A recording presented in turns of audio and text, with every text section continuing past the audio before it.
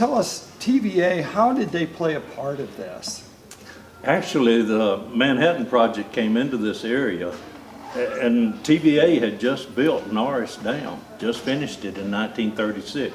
So it was a source of electricity that they thought that would be able to provide electricity to this area that General Groves was thinking about. Right. And they did say that, you know, if you'll put it within 5 miles of our power line, we can provide power to it. Now, the interesting thing is TVA had to build 6 more dams just to get enough electricity to run Y-12 here in Oak Ridge during the Manhattan Project.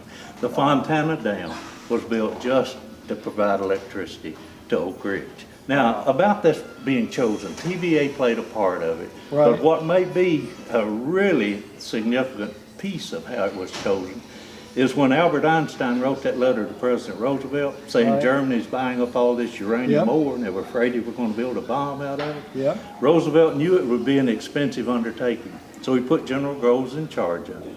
General Groves had just finished building the Pentagon, so he knew how to put a large construction project together.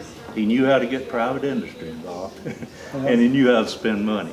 So President Roosevelt also called in Senator McKellar, and he said, Senator, I need to put a large amount of money against the war effort, and I can't let the press or anyone know how much it is or what it's being used for. Can you help me with that? Senator McKellar said, yes, Mr. President, I can do that for you.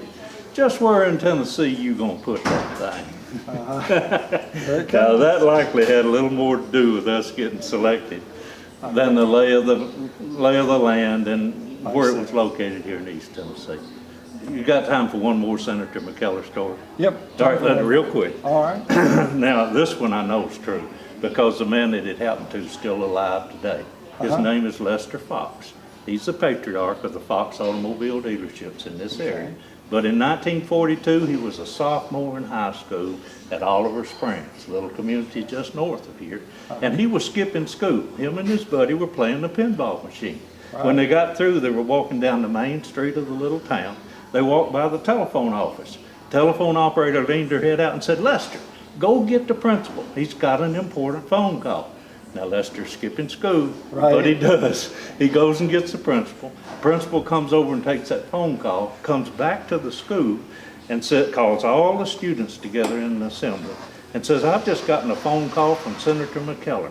He wants me to tell you to go home and tell your parents you're going to have to find another place to live. Oh, wow. The government's going to take your property for the war effort. Now Lester swears that's the way these 3,000 people first learned they were going to have to get off of 60,000 acres in order to make room for the Manhattan Project. Many of them didn't have automobiles, they didn't have trucks to move their belongings. What they did have is young men in the military getting killed. So they wanted to do anything they could to stop the killing and end the war. So they got off their property, many of them in a matter of days, in order to make room for the Manhattan Project. And that's how Oak Ridge came to be. Wow, good stuff there. All right. Finding out more and more about Secret City. That's what it's about. Thank you. You bet, absolutely.